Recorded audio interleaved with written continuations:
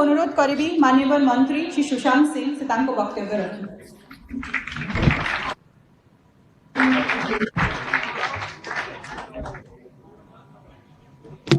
आज उद्घाटन समारोह वर्चुअल माध्यम उपस्थित आम समस्त प्रिय माननीय मुख्यमंत्री श्रीजुक्त नवीन पट्टनायक महोदय, आमर बरगढ़ जिला एक कार्यक्रम रे उपस्थित माननीय बरगढ़ विधायक श्रीजुक्त देवेश आचार्य महोदय, माननीय विधायिका अताबीरा श्रीमती स्नेहंगिनी चिड़िया महोदय, माननीय विधायिका श्रीमती रीता साहू महोदय, आम जिलापाल महोदय, उपस्थित सब शिक्षा प्रेमी वरिष्ठ कनिष्ठ एवं विद्यालय पूर्वतन छात्र छात्री, उपस्थित पंचायत प्रतिनिधि एवं गुरुजन मान को मोर नमस्कार एवं प्रेस मीडिया एवं स्नेह छात्र छात्री मान को मोर शुभेच्छा। प्रकृत रे जेन देश शिक्षा रे जतकी आगुआ है से देश विकास रे सेतकी आगुआ है।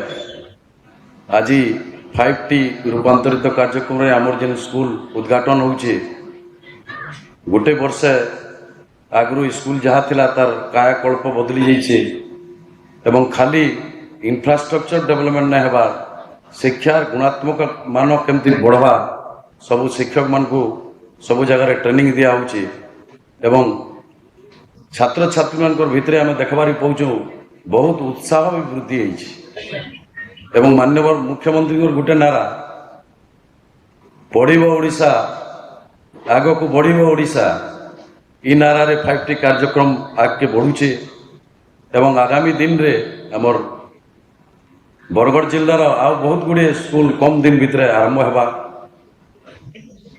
खाली मो छात्र छात्री मान को 2-3टा कथा कह मोर वक्तव्य शेष करमी। छात्र छात्री मान को मोर अनुरोध है, आमे जिते पाठ पढ़ुलु आम स्कूल अवस्था एंता नहीं थी, एतकी सुजोग नहीं थी एवं जितकी भी पुरातन छात्र छात्री अच्छा आपण मैंने समस्ते जानून मनुष्यर सबुठ मूल्यवान समय तार बाल्यकाल एवं छात्र जेन टाइम रे हमें पढ़ुला high school UP school time रे से स्कूल के देखिक आज बहुत खुशी लगुचे। छात्र छात्री मान माने भितर शिक्षा प्रति आग्रह एवं शिक्षा रे ओडिशा आगे बढ़वा जे कौन सन्देह नहीं न। हमर छात्र छात्री माने आगामी दिन रे आत्मविश्वास सहित कठिन परिश्रम करूँ एवं खाली कठिन परिश्रम कले नहीं हुए, धैर्य सहनशीलता भी दरकार एवं गुरुजन मान को हमें रेस्पेक्ट भी करवार दरकार। तांकर आशीर्वाद आम ऊपर थिले आमे आगे बढ़ी पारमा। वो खाली छोट जोड़े वार्ड कहमी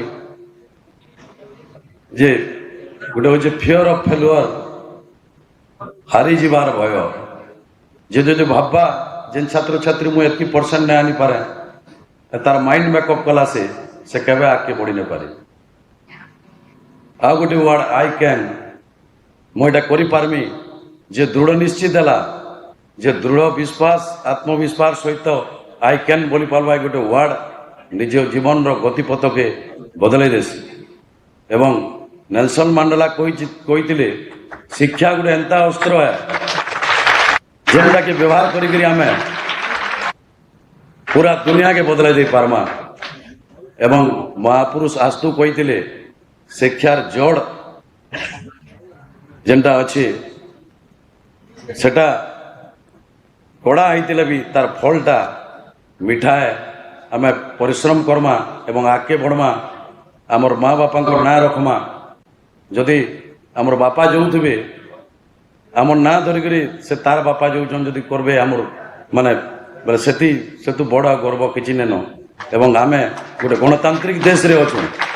आज आमर महामहिम राष्ट्रपति भी जो अच्छन से गोटे साधारण परिवार रू जाइकरी आज राष्ट्रपति पद रे अच्छन। ये जगार जेन प्रतिनिधि भी अच्छन सरकारी ऑफिसर समस्ते गोटे माने प्राय 90 अधिक गोटे साधारण परिवार आसिक निजर लक्ष्यस्थल में पहुँची पार्छन।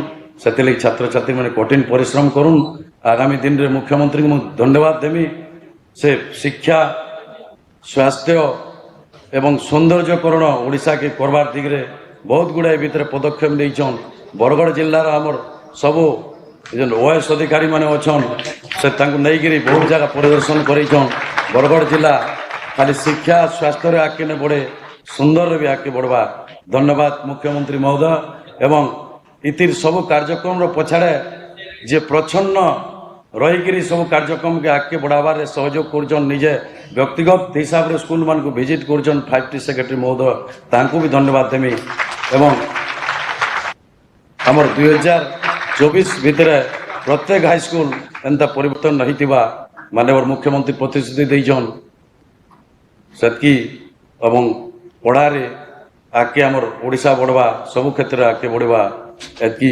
कहीकि मोर वक्तव्य शेष करमी धन्यवाद नमस्कार। धन्यवाद सर। वर्तमान को अनुरोध करी माननीय मुख्यमंत्री से रूपांतरीकरण होता 22टी स्कूल को लोकार्पण करेंगे।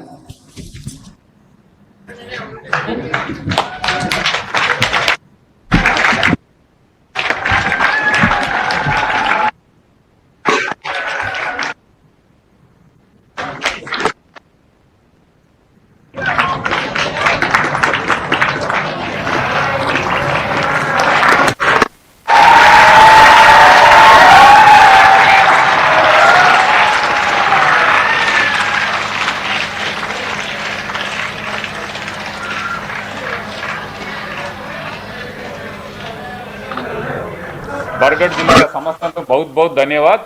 अपना फर्स्ट फेज रे 93टी स्कूल रूपांतरीकरण करछंती और बरगढ़ जिलार स्पेशलिटी होची आपनकर कम्युनिटी पार्टिसिपेशन समस्त कहउछंती आपनकर जिलार कम्युनिटी पार्टिसिपेशन स्कूल रूपांतरीकरण रे बहुत भल काम देछि बहुत धन्यवाद। एबे माननीय मुख्यमंत्री बरगढ़ जिला पे और 100टी स्कूल सैंक्शन करछंती फेज 2 रे मोर विश्वास आपण माने भल काम करिवे एमिति कम्युनिटी की नहीं कि भल काम करिवे बोली मोर विश्वास। समस्त नमस्कार जुहार।